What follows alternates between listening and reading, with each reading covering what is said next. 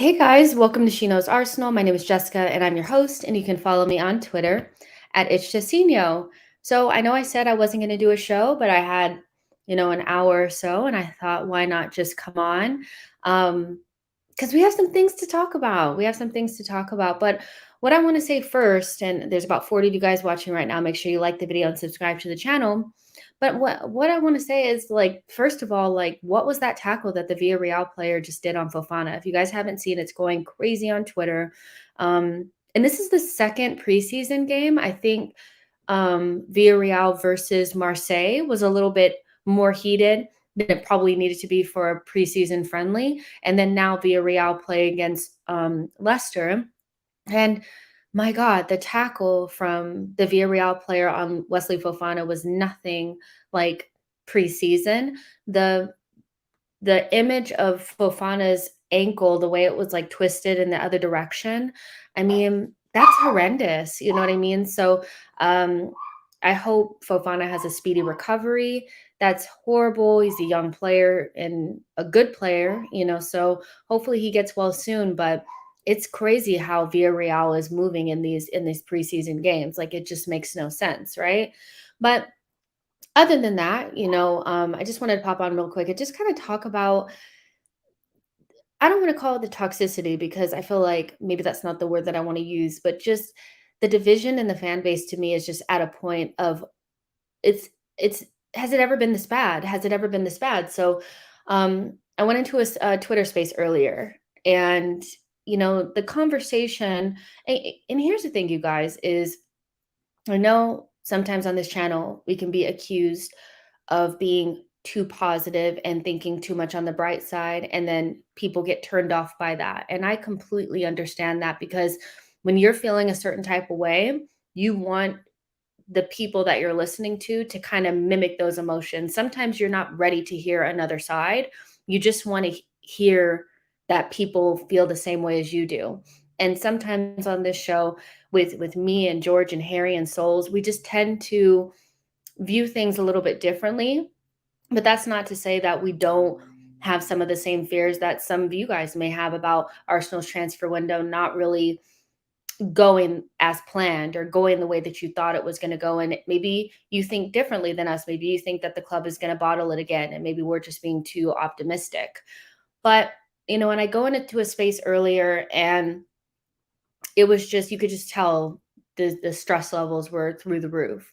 And, I was a speaker, and, I just, one thing that I do want to address is that, I'm like super strong person and all of that. Like, don't get me wrong. But one of the things that, I try to make sure that I do is, as an American, I really try to, like, I hope that you guys can see that I care about the club just as much as you guys do. You know what I mean? And I understand it's not the same because I'm not there, but I do love the club just like you guys do, and sometimes you do feel a little bit left out, you know what I mean? Sometimes you do feel a little bit maybe, like, unwelcomed a little bit, you know what I mean? Like, maybe your opinion doesn't matter as much or is not as valid because you're not from England or you're not from Europe or the UK or whatever, you know? So, I go into the space and somebody starts off asking me a question by saying, "Are you American?" And quite frankly, the conversation went straight into, like,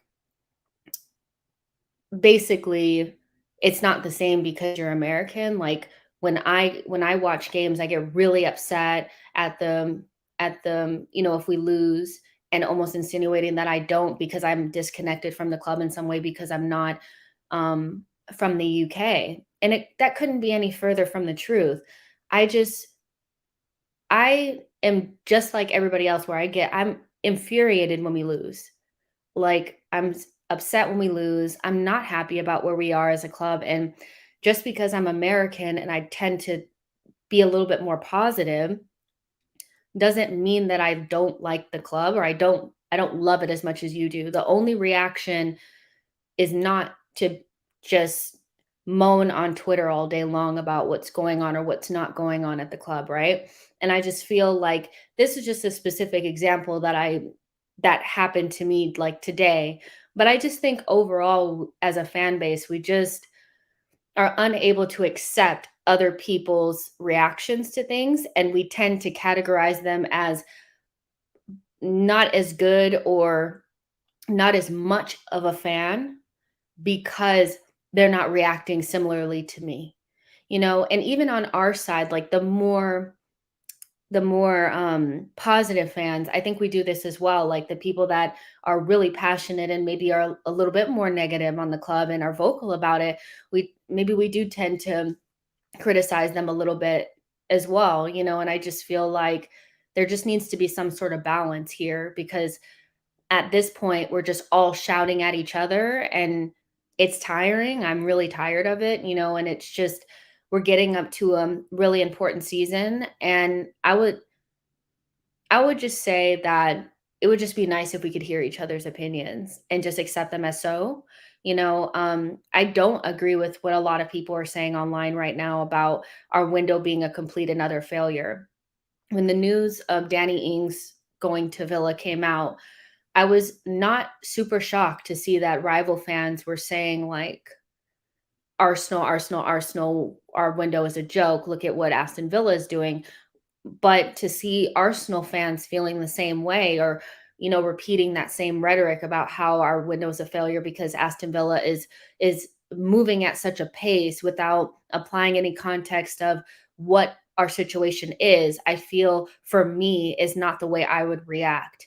But at the same time, I accept your reaction, even though I don't agree with it.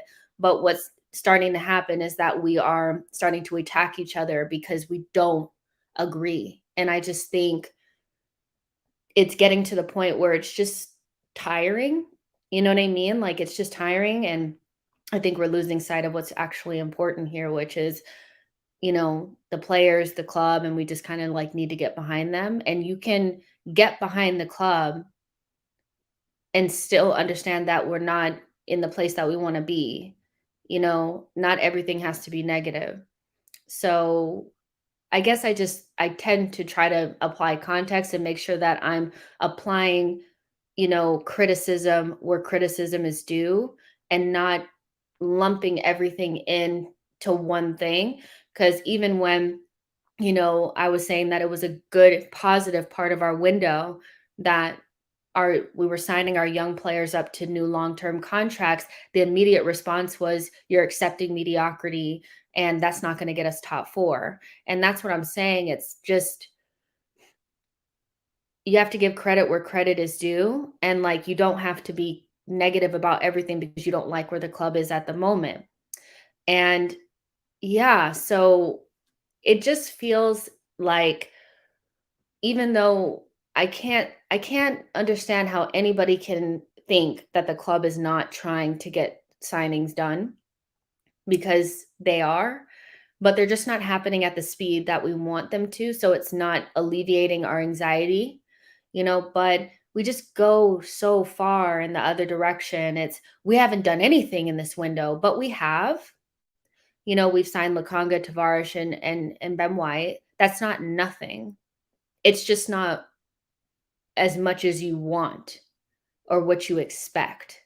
You know what I mean? So it's just becoming this thing that's quite tiring, and I am not really loving feeling like I'm being criticized for applying context, because I just can't not do that, because that's not a part of my personality, and it's not a part of the personality that I want this channel to have. I want this channel to think more deeply about the situation at Arsenal. I want us to enjoy the small things. I want us to compartmentalize our criticism and make sure that it's applied correctly. I want us to be fair. But I also do realize that some of you want to hear other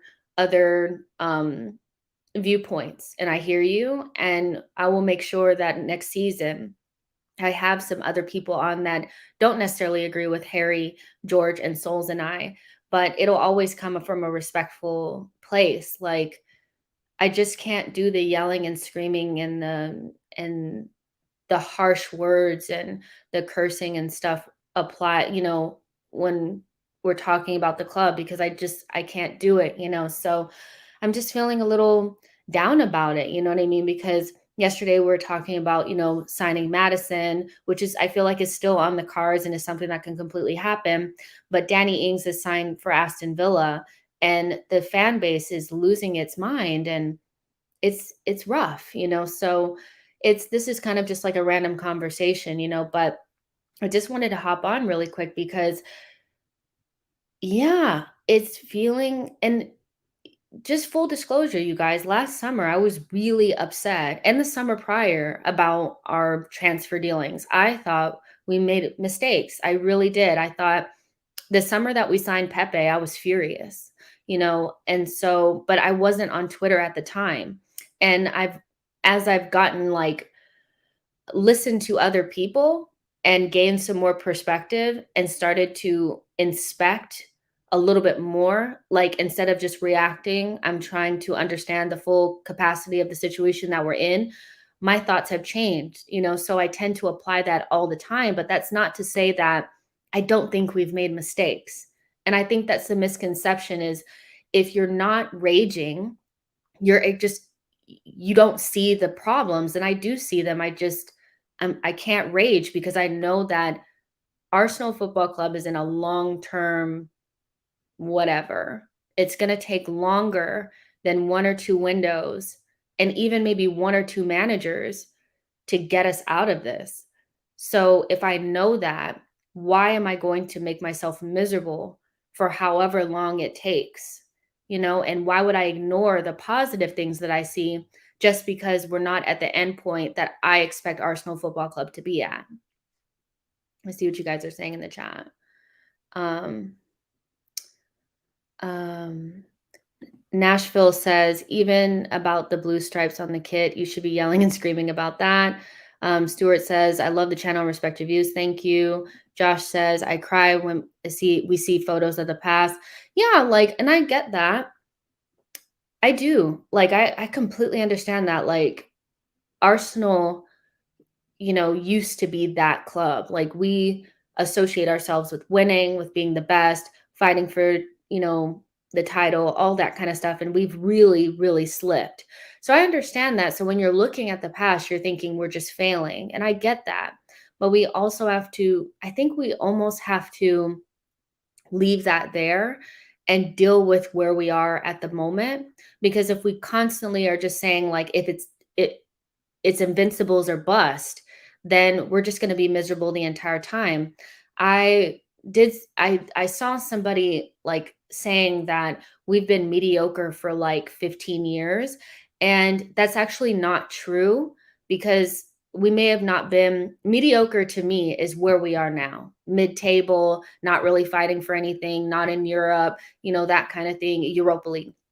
But for what, until the last 2 years, or the last 3 years, we were in the top four, so being in the top four now for the Chelseas and the Man Cities and all of them is a positive thing. So if we take that as it is, like, because top four is in the Premier League is a really big accomplishment compared to other leagues because they don't have as much competition, then we haven't actually been mediocre for as long as people think. We just haven't been the best for 15 years. And I understand that sometimes that's all we want is to be the best, but right now it's we're so far away from there that if I just continuously say if it's not invincibles, I'm going to rage, then I'm going to be raging all the time, you know? And I want to enjoy some of the small things that I do see, like Bukayo Saka and ESR, Tierney, the wins that we do have. I do want to enjoy those in the meantime because I want to enjoy my club and I don't feel like I should be like ridiculed or killed for it. You know what I mean? Dublin says, you keep doing you, Jess. That's what brought us here. Lati Lalatia says every fan has an image of the club in their own minds, what it means to us and how fans should react to how the club is doing. Different perceptions don't necessarily mean we care less. That's kind of what I'm getting at as well. Like there are match going fans that have been season ticket holders for decades that don't even go on Twitter. They don't even look at signings until they're holding up the shirt. But you mean to tell me that they care about the club less just because they're not on Twitter raging?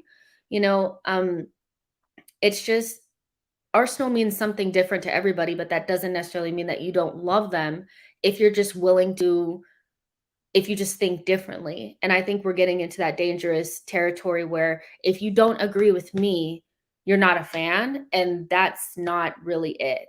You know what I mean? H says, let's see. Henry says, and thank you so much for your super chat, says, do you think there should be a salary cap in soccer? Football, just in case you guys get upset. I can't believe how much Chelsea and Man City are spending. Um, you know, I don't think we could ever get that over the line. You know what I mean? I think that's the part about football that people really like is that we have, these big name signings and these big money signings and stuff. I feel like if you the people that are running the game are the billionaires. The billionaires are running the games now. Like you used to be able to buy a club and just be a millionaire. Now you have to be a billionaire to buy a club. And they want to be able to make winning unattainable for clubs that don't have as much money. So because they're running the game, I have a hard time believing that salary caps or anything that would even out the playing field. They don't want an Americanized version of football. Everybody made that abundantly clear when the ESL news came out. So I personally I can't see it happening. Do I really wanna even out the playing field? It would be nice if you could play ball, it'd be nice if you could be involved, but at the same time, I just can't see it happening because, again, the billionaires are running the game, and they want there to be a disparity between them and the rest. Like, you know what I mean? They're really trying to make the game unattainable for people that are not willing to spend 100 million on a player. Gary says, I went to Highbury Grove School, which produced Arsenal youth. So seeing Saka and ESR brings memories. I love watching your channel. Thank you so much. Yeah. And there's just, I rage just like everybody else. And like, yes, you guys are going to be doing watch along. So you guys will see that. Like, I do get upset like when we don't win games. Like, I really, really do. Um, but I do compartmentalize my criticism because not all of it is bad, even though our positioning and our results maybe aren't where they want to be. So I do want to enjoy Smith Rowe and Saka. Like if you say anything nice about Smith Rowe and Saka, that's not enough. That's not enough. And it's like, I'm not saying that's enough. I'm just saying I like Smith Rowe and Saka. You know what I mean? So let's see. Sean says social media has served as a catalyst to convince a lot of people that their opinions is more important than others. It's a societal problem, but football is a great barometer of society. It's true. Football does mimic life in a lot of different ways. And I do agree that on social media, you can grow a following based on the type of tweets that you write, and then you start to feel like your opinion really matters, like, because people are liking it. And it does. Everybody's opinion matters, but it's not better than anybody else's. And again, just because I don't agree with what other people are saying, I think it's perfectly valid for you to be super upset because we're not winning. I do. Like, I think that's perfectly fine. But my thing is the abuse that the Arsenal fan base is starting to, like, it's starting to become at the point where we can't even have discussions with each other without it getting out of control, and or telling people to shut up or calm down or whatever, or start to question people's fandom because they're not raging like you. It's it's really sad to see, to be honest. Like, you know what I mean? It's really sad to see. Ola says, trolls aside, a lot of fans are tired of the club not doing all and everything possible to challenge competitively. Yeah. And that's I think the club has been ran poorly for a very long time. And I'll tell you guys, like, last season I thought we'd come 8th to 10th because I haven't rated this team in years. I actually haven't I've actually this is the first time in probably 5 years that I've actually liked some of the players on the team. I never thought Xhaka, Kolasinac, Mustafi, any of them resembled Arsenal players that I thought were good enough for the club. You know, I thought we were wasting resources. It didn't make sense. When Pepe came in, I was furious. Like, I completely understand. We've been ran horribly for years. Like, and I miss being competitive. But when I look at the Cronkies and I dive deeper into how they want to run the club, I'm going to tell you right now that they're never going to do what's required for us to win the Premier League. As long as Cronkies are in the driving seat, as long as they own this club, we will never be as competitive as people would like us to be, because they're not concerned about winning trophies. They don't care. They just want to make sure that they're in Champions League so they keep that money rolling in, so that inevitably when the next version of the ESL comes around, they're invited to the party, because they want an Americanized version of football where they don't have to put their money in, but it's basically an ATM machine where they can take a lot of money out. So knowing that, it makes it harder for me to get up in arms about us not challenging for the Premier League, because under this ownership, I know it will never happen. And then when you get deeper into it, when we start talking about, well, how do we get the ownership out? We would have to get all of the fan base to stop buying merchandise, to stop going to games. Season ticket holders, because it's so difficult for them to get those tickets anyway, are never going to give those up for something that they don't feel like, they probably don't even think about on a daily basis. They just want to enjoy their Arsenal, whether we're in first or we get relegated into the championship. So I am tired of us not being competitive, but knowing what I know, I think our ceiling is European football at best, you know, under this ownership, because they're never going to do what's required. They're never going to do it. They're just not. Let's see. Ify says there are positives. I rather look at the negatives. I get tired of the toxicity too. I mean, it's draining. It is. It's very draining, especially I love Twitter for the banter and the fun, but the more I'm on it, the more I just don't want to be on it anymore, because during this transfer window, it was worse than the last one. I didn't think the last one could get any worse. But I think people had some optimism last season, and because of the whole Awa thing falling through, getting Willian, and then finishing where we did, it was a very heightened thing from the very beginning. I remember people were saying we haven't bought anybody yet, and the window wasn't even open yet. So, and I feel like if we don't hit all of our targets, which we probably won't, we'll roll into the season with the same toxicity. And yeah, we played Chelsea and Manchester City in the first couple games. I can completely see the fan base being totally like boof, like by the third week of the season, to be honest. Cliff says, when David Dean was forced out, everything changed. I mean, you guys, to be honest, the moment that we moved to the Emirates, Arsenal as we knew it was completely different. You know, it became a business 110%. And it's been Arsenal, the brand, for a very long time. We were so good.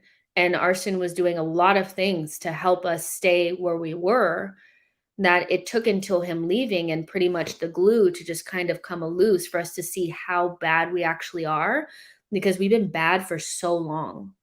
We have not, we've been just barely making it for a long time, and so we're rebuilding now. And the anxiety really comes from not really trusting that the rebuild is happening, and it's also not happening at a speed that people are comfortable with. And I think it's unrealistic to think that we're going to fire Arson, stay the same under this ownership, and still be able to compete without actually rebuilding, and rebuilding takes a while, So, yeah, you guys, I have a hard time going off the deep end when I know it's going to take a while, and it may be a couple of different managers, we don't know, but we're in it, we're on the ride, you know what I mean? So I'm trying to enjoy as much as I possibly can.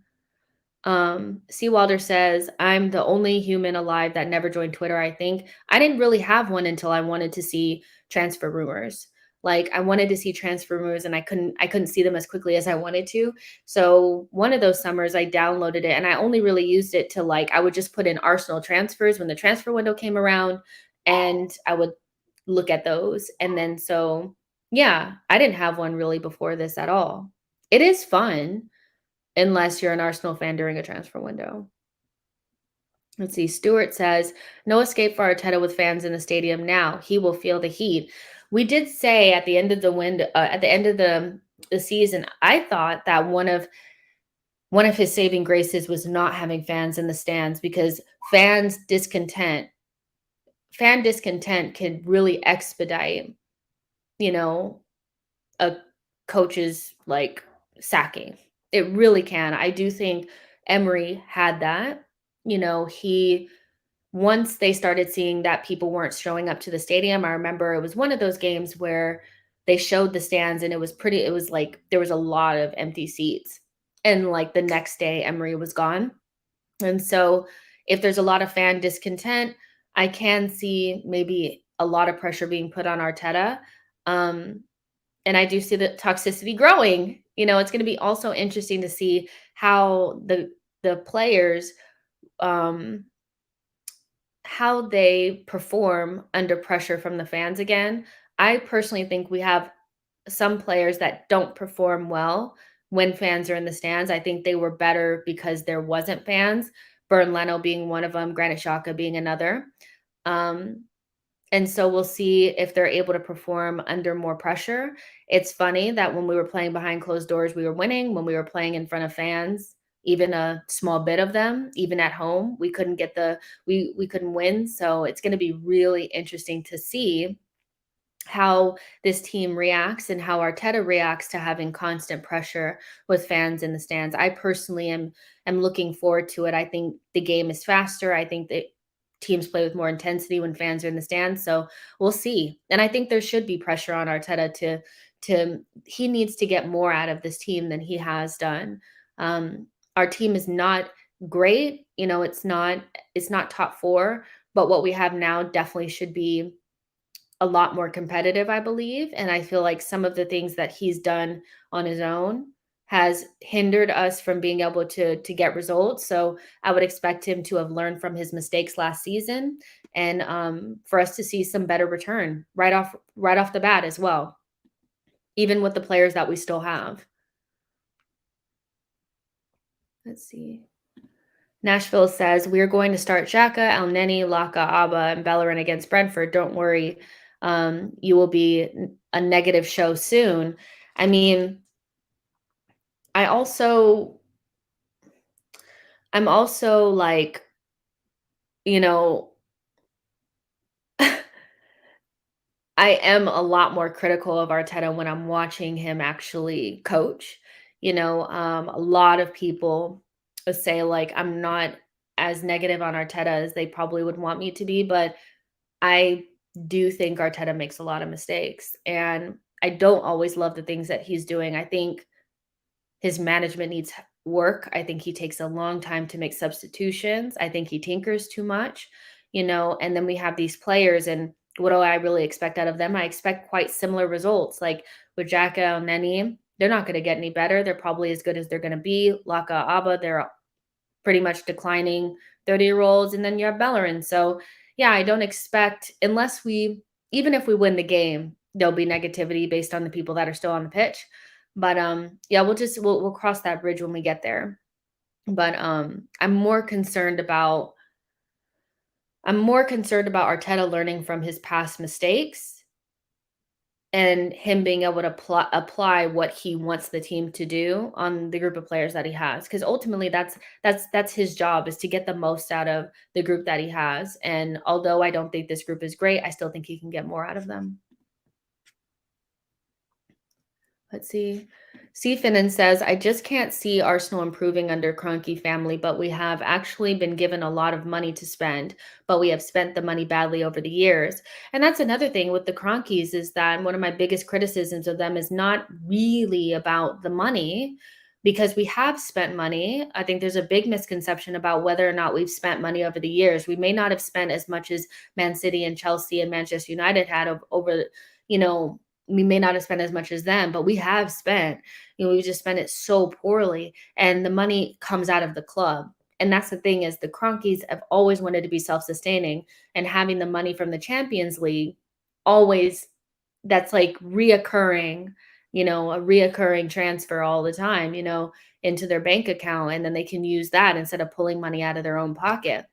But what happened this summer was we didn't have Europe. There is no reoccurring transfer plus the pandemic. So they had to get a loan. I believe that the Kroenkes took out a loan, and that's the money that we're using to get these transfers done. But yet again, it's going to be a debt on the club. It's not going to be something out of their own pocket, which is different than the other clubs that we wish those are the type of owners that we have.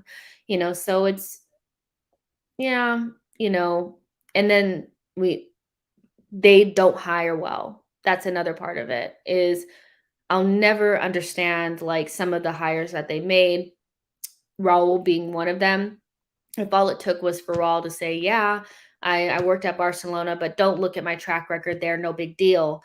And then, oh, I worked at Nike. That's not good enough. Like, we should be hiring the best. Like, we should have like Luis Campos or somebody like that running our transfers at the moment. Like, and we just don't, like, you know what I mean? So their hiring has been atrocious, over the years, and we've paid the price for it, keeping people in jobs too long as well. I know a lot of people love Arsen. I love Arsen, but he really was there too long.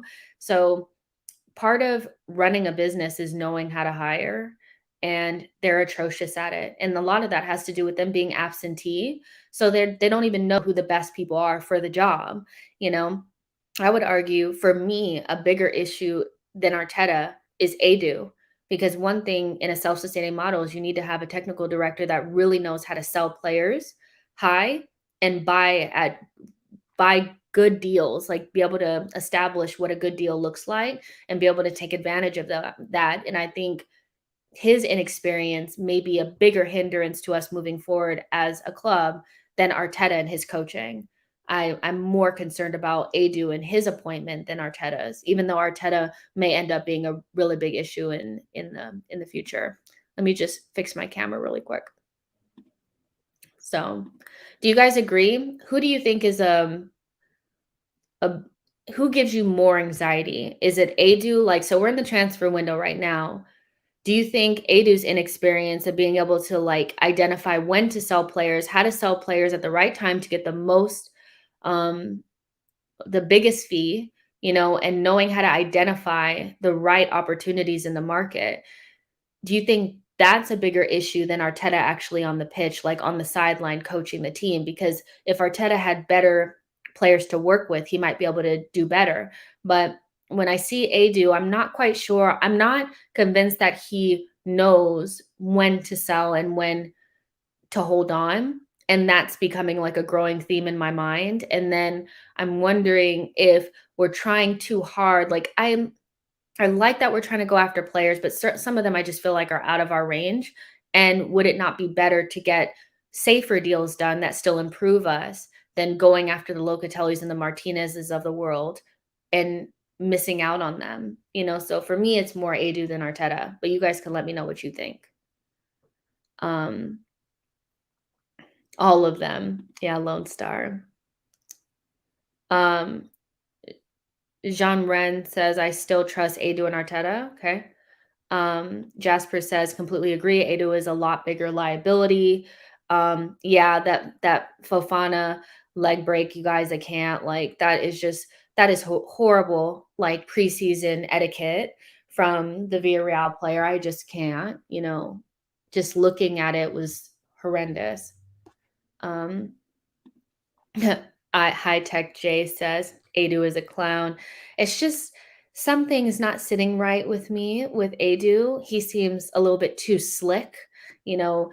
And I would prefer us to have a technical director. Like, if I had to choose between having a more experienced coach and Adu, or Arteta and a more experienced director of football, I would choose the more experienced director of football, because I personally believe if Arteta has better if he has better tools to work with, then he does a better job. And even if you sack Arteta, if you bring in a better manager, if you still have a good director of football, you're still in a good position in terms of being able to recoup fees for your players and stuff like that, which I feel like is the biggest issue that we have at the moment. Stuart says Adu definitely. Let's see. Robert says owners are selling us shit PR, but it's the fault of the fans that they buy it. Yeah, I mean, I get what you're saying, but, like, I get what you're saying about feeling like we're being fed PR. Like, I know people feel like the club is putting out these links to really good players to get us to feel like we're doing stuff, or whatever. I completely understand that. But my thing is like, if we're not gonna buy it, then what are we gonna do to make something happen? You know what I'm saying? So if we know that the owners are going to be here and we're not willing as a fan base to try to get them out, then what is the alternative? Just to sit on Twitter and moan and bitch? No. Like, I think that's my disconnect from it all, is putting Cronky out in my Twitter bio is not actually really doing anything. And I feel like some people that are, condemning fans for trying to find the bright side in some things are also the people that are buying jerseys, did not go to protests, and things like that. So we have to make sure that we're consistent. If we're not all going to get together, because that's the only thing that's going to make it happen, is if we get together and we start hurting their pockets. If we're not really going to do that, then can you really blame some fans for just wanting to enjoy their team? You know what I mean? Because life is short, and some people would just rather just enjoy what they can than just be miserable the entire time if they know nothing is going to change. Because at the moment, I can say right now, nothing is going to change unless we stop buying jerseys, we stop going to games, and that's not going to happen. You cannot get this global. And I think that's also another part of the whole, um, the whole try to reach out to a different fan base, why they want the ESL, why they want to do an all or nothing to reach out to another fan base, is that they know that the UK fan base of Arsenal is never going to get behind them. But the international fan base, people like me, like, if that's what you want to call it, are always going to buy the merchandise and just want to be a part of the club no matter what, no matter if we're winning or losing. So they really want to appeal to that group, because once you get in that group's pockets, then you pretty much are set for life. So that's a part of the business strategy, to be honest. And it's really unfortunate, but they made it abundantly clear that they don't care what the UK fans think, because the UK fans are the ones that call attention most of the time to, their BS, so international fans, they feel like no matter what are going to buy the merchandise and stuff like that. So it will be very difficult to get the UK fans and the international fans together to try to hurt the Cronkies' pockets, which is the actual only thing that will get them out of the club. You know what I mean? Let's see. Um, yeah, let's see. Jean Ren said Adu is also responsible for tying down all of our young talent, which I do give him tons of credit for. Um, so there is that. But what I'm really more concerned about is turning down 20 million or 15 million or whatever it is from Wolves for Ainsley Maitland-Niles now, and now you're struggling to sell him. Turning down 12 million for Nketiah, maybe not taking whatever Newcastle is going to offer for Willock. These are opportunities that continuously kind of we miss, and I think there are opportunities that we're not able to capitalize on certain things because we just keep holding on. And under Adu, that's been kind of a theme that we hold on a little bit too much, in my opinion. Elliot G says ultimately the coach picks the team, takes the team talks. If he's not getting the players he wants, then that's down to the director of football. A good coach can make average players a lot better. That's a really good point. Robert says, I think Eck is observing fans protest. He always strikes when Cronkies are vulnerable, but are they actually vulnerable? They're only vulnerable if we're not going to games and we're not buying stuff. This fans just the only thing I can say is that the Manchester United fans getting into Old Trafford, which I'm not saying is the right thing to do, but them breaking into the stadium and causing a ruckus, I think that got to the Glazers. I really do. But ultimately, I feel they're quite comfortable, in their ranch. They're quite comfortable, so they will see the protests, and Eck comes out whenever the Cronkies are under pressure. But are they actually vulnerable if they're not losing any money out of their pockets? I'm not sure. Kingston says, "Hey Jess, can you connect George so we can talk about transfer news?" No, I can't. George is not coming today, and this is just a solo show for me right now. George will come back in maybe a day or so, and we'll talk about transfers. But this is a different show. But we do have a show that we did yesterday that was exclusively on transfers. So if you want to watch that one, you can. It's just a show that we did yesterday, and George was on it. Dave Riley says, "Jess, I really can't see Arteta keeping his job if we get off to a really bad start. Can you?" It depends. Like, I think they'll take into consideration who we're playing. I think we have a good stretch in November that we should be able to beat the teams that we're playing. So I do think if we're nowhere near Europe by Christmas, he's gone. I do, because there's no point in keeping him after that, because at that point we will have went through a transfer window and he will have shown that, let's say we don't improve the squad and this is it. All we do is really get Lakanga, Tavares, and White and a goalkeeper, and we're still kind of in 8th, 9th, 10th place, then basically that says to me is you can't work with what you have. So we need to move on from you, which I can say that you could probably say at the moment as well, that he's unable to deal with what he has. But it also, if we improve the team, we bring in a Madison, we bring in another couple of players, and we're mid-table still, then that says that no matter what we bring in, you're not ready. So I think whether he gets the players or he doesn't, in December, if we're nowhere near, and I mean, I think we have to be secure in top 4, even like in 5th place, just in there, not 4 points away, not 3 points away, secure. If we're not that, I do think he gets sacked. But my biggest fear is who comes in, because I don't see us hiring Conte, you guys. I really don't. So we'll see. We'll see what happens. Lone Star says, "Where's Ari?" His comments make me laugh so much. He's not, yeah, they're not available today, because I told them that we weren't doing a show because I wasn't going to. So I just decided to come on and just chat to you guys. But they'll be back, no worries. And during the season, they'll be here all the time. So if you love Harry and Souls and George, they'll be here. No worries. You just got to deal with me for today. Yeah, let's see. Rydog says 4 points from top 4 at Christmas and you're sacking him. I'm saying from being in the, okay, so let me just put it this way. How many times have we been just 4 points away from something and we've never been able to capitalize? You know what I mean? And so what I'm saying is that I think it's a dangerous game to play, because it's a dangerous game to play when what I've noticed is that whenever we're 2 points away, 1 point away, 3 points away, we tend to drop the points. So I would say it depends on the trajectory, but ultimately, I think we have to be secure in those spots, not 4 points away to make it feel like we're going in the right direction. I mean, what will this be? This will be his second full season or going into his second full season. So he came in Christmas in his first season, so that'll be basically 2 seasons-ish that he has under his belt. Let's just say 24 months. Not 24, let's say 18 months under his belt, like, of playing time or a portfolio that we can go by. At that point, we know if he's the guy or not, right?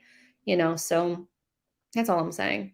And Mr. Austin says LAFC is playing. Good luck to them. Yes, I will be at the game. I'll be doing pre-match and post-match commentary for 110 football later on. So I will be going to do that as well. And they're not doing well, so it's nice when all your teams are bombing at the same time.